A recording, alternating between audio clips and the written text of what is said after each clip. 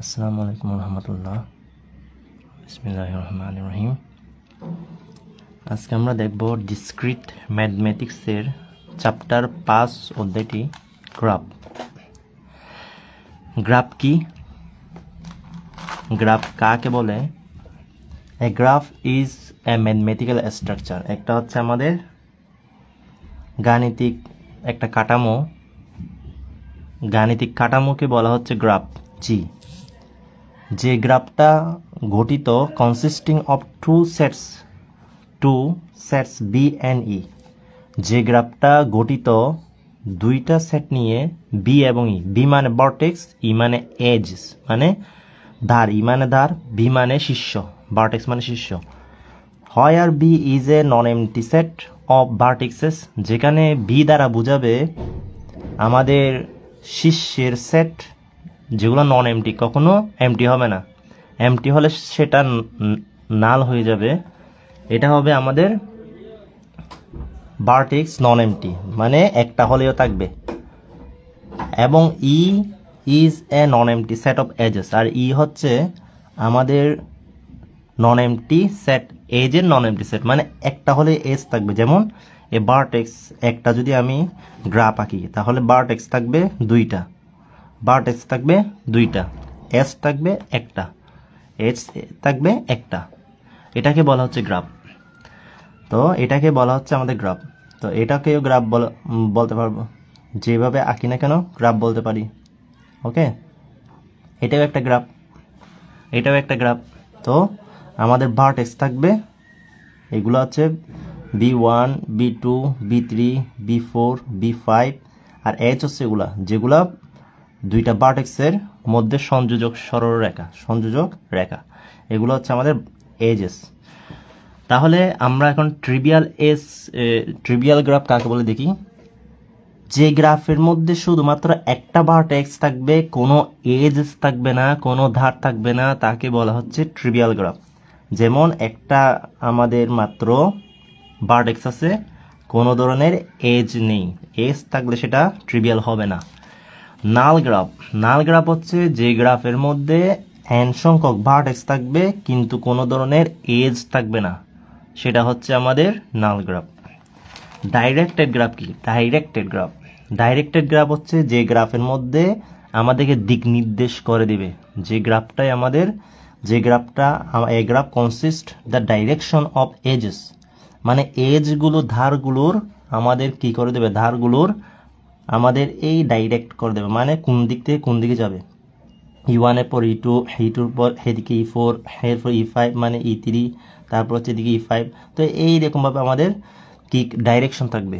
তো a graph consist the direction of edges, এজগুলোর দিক দ্বারা গঠিত। Then this is called directed graph.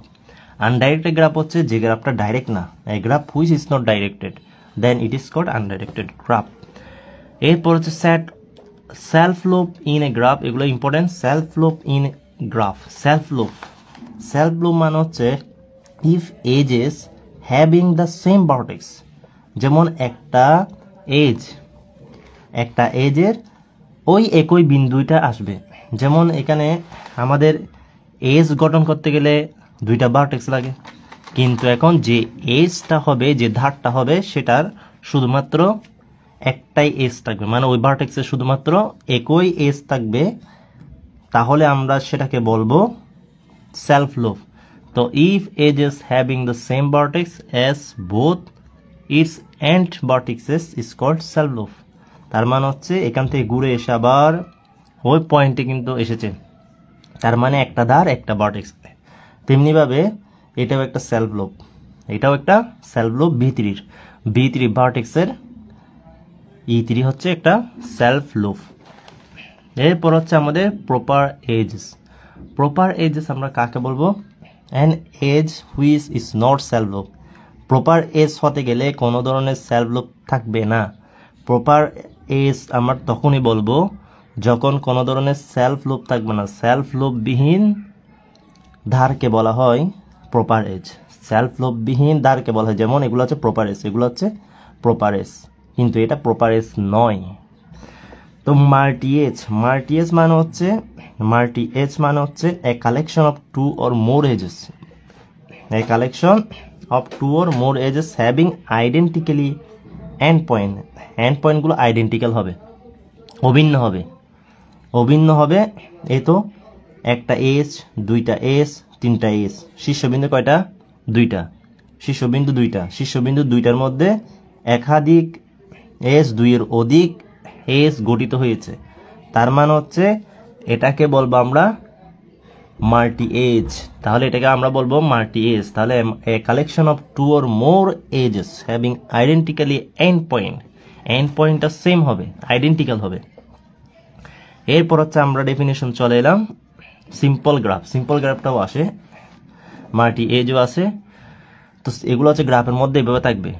তো আমাদের চিনতে হবে এটা আমাদের মাল্টি গ্রাফ দেওয়া আছে, এটা আমাদের সেলফ লোভ দেওয়া আছে।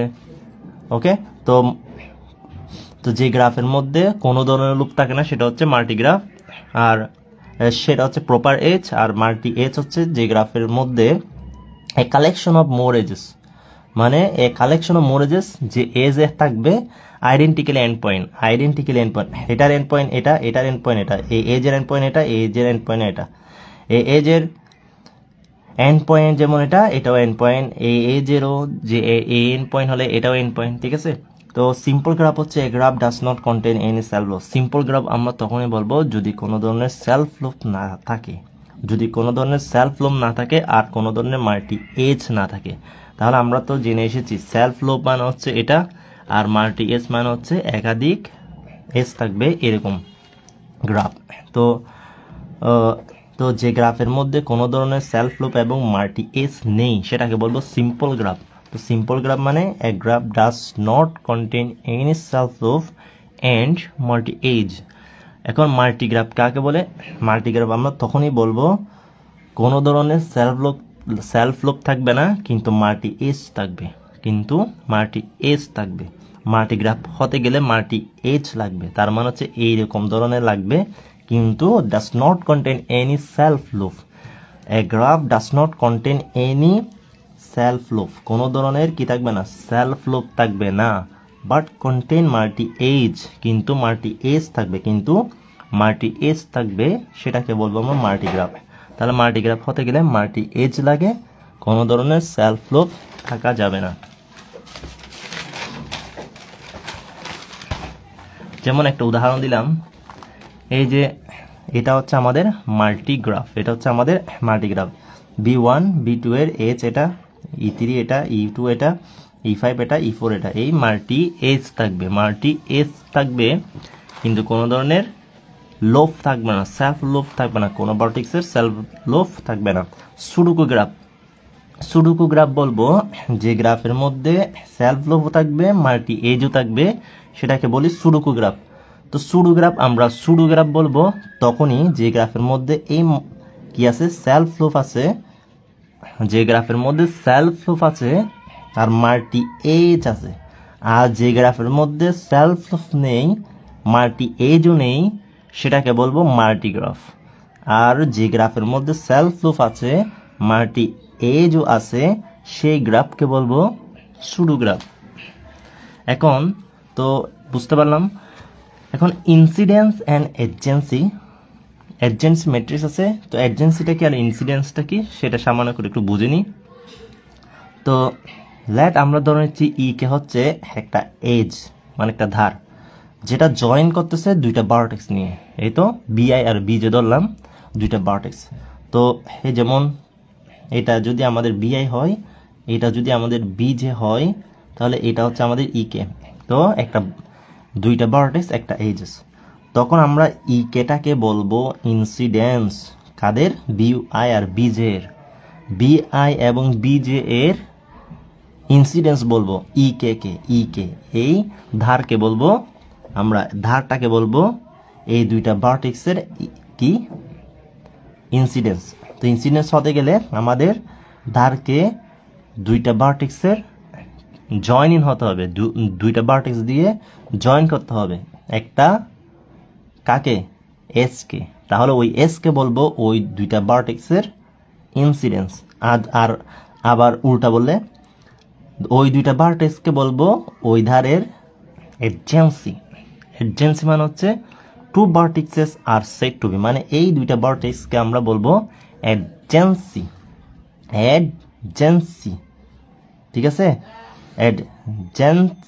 অ্যাডজেন্সেন্সি বলবো, অ্যাডজাসেন্সি বলবো। দুইটা ভার্টেক্সকে আমরা অ্যাডজাসেন্সি বলবো তখনই যদি এদের একটা এজ থাকে, যদি ওই দুইটা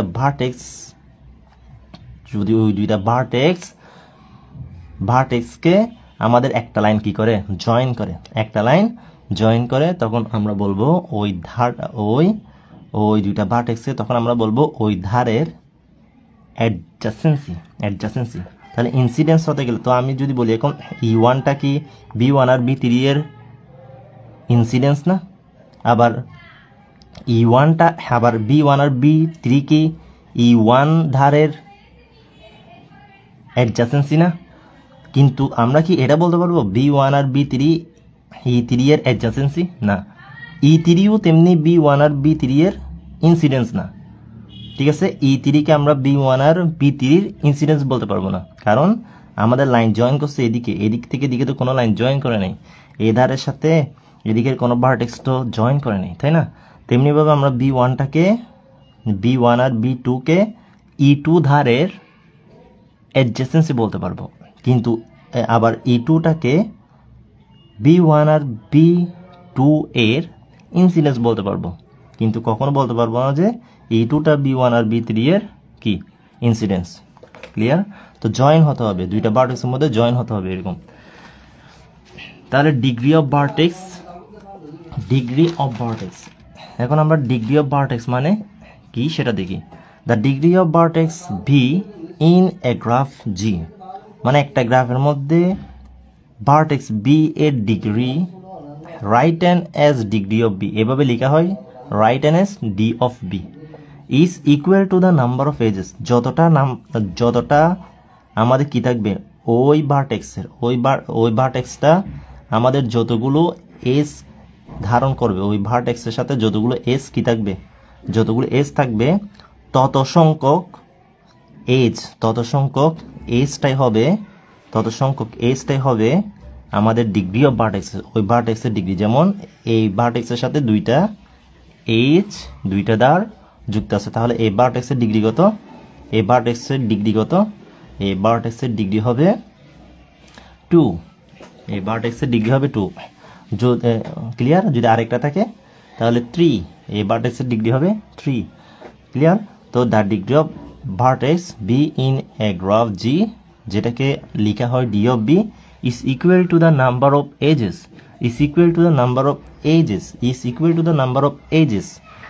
which are incident তো ইনসিডেন্ট মানে আমরা কি পড়েছি, ইনসিডেন্ট মানে হচ্ছে আমরা ধারগুলোকে আমরা বলি ইনসিডেন্ট ভার্টেক্সের, যে ভার্টেক্সের সাথে আমাদের সংযোগ হবে। তো এই ভার্টেক্সগুলোর সাথে কি হয়েছে, সংযোগ হয়েছে না? তো এই ভার্টেক্সটা, কোন ভার্টেক্সটা, এই ভার্টেক্সগুলোর সাথে সংযোগ হয়ে তিনটা ধার গঠন করেছে, তার মানে হচ্ছে আমরা বলবো E1 E2 E3। আমরা যদি বলি এটা E1, এটা E2 E3, তাহলে এই তিনটাকে বলবো আমরা B1 এর ইনসিডেন্ট। তাই বলছি which are incident on B এর উপর উইথ সেলফ লুপ, যদি লুপ থাকে। এখন যদি লুপ থাকে, লুপ থাকলে দুইবার কাউন্ট করতে হবে, কাউন্টেড টুইস, ঠিক আছে? উইথ সেলফ লুপ, পাশাপাশি, উইথ মানে এখানে পাশাপাশি, সেলফ লুপ কাউন্টেড টুয়াইস মানে দুইবার গণনা করা হয়। ওকে, সেলফ লুপ হলে দুইবার গণনা করতে হবে। এখন আমরা গ্রাফ দেখি, এটা B1, এটা B2, এটা B3, এটা B4, এটা B5, এটা B6, এটা B7, এটা B8। তো এখন আমি যদি বলি B1 এর ডিগ্রি কত, তাহলে এই B1টা দুইটা এস আছে না, তো একটা E1 একটা E2, তাহলে দুইটা ডিগ্রি। এখন আমি যদি বলি B2 এর ডিগ্রি কয়টা, তাও আচ্ছা B2 এর ডিগ্রি কয়টা, এই তো একটা, এই দুইটা। যদি এটাকে যদি B3 ধরি, E3 ধরি, তাহলে এই দুইটা সেলফ লুপের জন্য কাউন্টেড টুয়াইস, সেলফ লুপের জন্য দুইবার কাউন্ট করা হয়, তাহলে দুইবার কাউন্ট করলে আমাদের 4 হবে, তাহলে একটা দুইটা 4। আর B3 এর জন্য কি হবে, B3 এর জন্য একটা দুইটা, আর B4 এর জন্য কয়টা হবে, একটা দুইটা তিনটা, তাই না? এই একটা দুইটা তিনটা, তাহলে ধরে নিলাম E3 এদিকে আছে না, তাহলে এটা E4 হলে এটা E5 হবে, তাহলে E3 E5 E4 B4 এর তিনটা এজেস, তাহলে আমরা বলবো ডিগ্রি এত। তারপর হচ্ছে B5 এর জন্য দুইটা, এতে একটা দুইটা, B6 এর জন্য দুইটা, একটা দুইটা, B7 এর জন্য একটা, এই তো শুধুমাত্র একদিকে আছে না, B8 0, কারণ ওর সাথে কোনো এজ লাগানো নেই। ক্লিয়ার? এটাই হচ্ছে, এইভাবে আমরা ডিগ্রিটা নির্ণয় করব। যদি সেলফ লুপ থাকে কাউন্টেড টুয়াইস, দুইবার কিন্তু কি করতে হবে, দুইবার কিন্তু আমাদের ওই সেলফ লুপটাকে গণনা করতে হবে।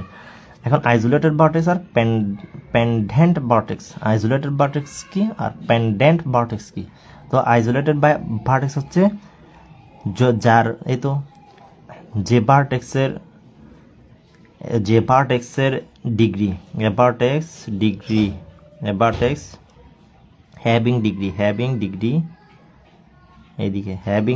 এদিকে না, তো vertex having degree 0 is called isolated vertex. যদি এগুলো আসেন, এগুলো যদিও সংক্ষিপ্ত প্রশ্নে আছে কিন্তু এগুলা আসে নাই, তবু মনে রাখি যে ভার্টেক্সের ডিগ্রি 0 সেটা হচ্ছে আইসোলেটেড ভার্টেক্স, আর যে ভার্টেক্সের ডিগ্রি 1, তো যে ভার্টেক্সের ডিগ্রি 1 সেটা হচ্ছে পেন্ডেন্ট ভার্টেক্স, সেটা বলা হয় পেন্ডেন্ট ভার্টেক্স। পেন্ডেন্ট ভার্টেক্স হতে গেলে ডিগ্রি 1 হতে হবে, আর আইসোলেটেড ভার্টেক্স হতে গেলে ডিগ্রি 0 হতে হবে।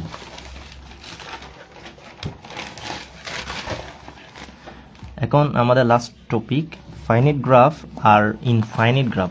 তো ফাইনাইট গ্রাফ হচ্ছে যে গ্রাফে ভার্টেক্স ফাইনাইট নাম্বার অফ ভার্টেক্সের পাশাপাশি এস থাকবে, যেটা মানে ফাইনাইট নাম্বার অফ ভার্টেক্স থাকবে আর ফাইনাইট নাম্বার অফ এজেস থাকবে, as well as edges, is called finite graph, otherwise it is infinite graph. তো ফাইনাইট গ্রাফ বলা হবে তখনই a graph with a finite graph with a finite number of vertices as well as edges, finite number of vertices as well as edges মানে আমাদের সমান সংখ্যক নির্দিষ্ট সংখ্যক ভার্টেক্সের পাশাপাশি কি থাকবে, ধার থাকবে যে গ্রাফে, সেই গ্রাফকে বলবো আমরা ফাইনাইট গ্রাফ, অন্যথায় এটাকে বলবো ইনফাইনাইট গ্রাফ। যেমন এখানে আমাদের এই একটা দুইটা তিনটা চারটা পাঁচটা, তো এই গ্রাফের মধ্যে 5টা আমাদের ভার্টেক্স আছে, তাই না? এই গ্রাফের মধ্যে 5টা ভার্টেক্স, এজ কয়টা? 5টা, 1 2 3 4 5টা, তো আমরা তখন বলবো ফাইনাইট গ্রাফ। আর ইনফাইনাইট গ্রাফ হতে গেলে আমাদের ধরে নিচ্ছি এটা হচ্ছে আমাদের ইনফাইনাইট গ্রাফ, ওকে, এটা হচ্ছে আমাদের ইনফাইনাইট গ্রাফ, এটা হচ্ছে আমাদের ইনফাইনাইট গ্রাফ, যে গ্রাফের দ্বার ও ঠিক নাই, ভার্টেক্সে কয়টা ঠিক নেই, এভাবে আমাদের চলতে থাকবে, এটা হচ্ছে ইনফাইনাইট গ্রাফ। তাহলে আমরা আমাদের ডেফিনিশনগুলো আজকে দিয়ে দিলাম, এরপর আমরা বিভিন্ন ধরনের থিওরি দেখব। সেই যদি ভালো থাকবেন, সুস্থ থাকবেন, আল্লাহ হাফেজ।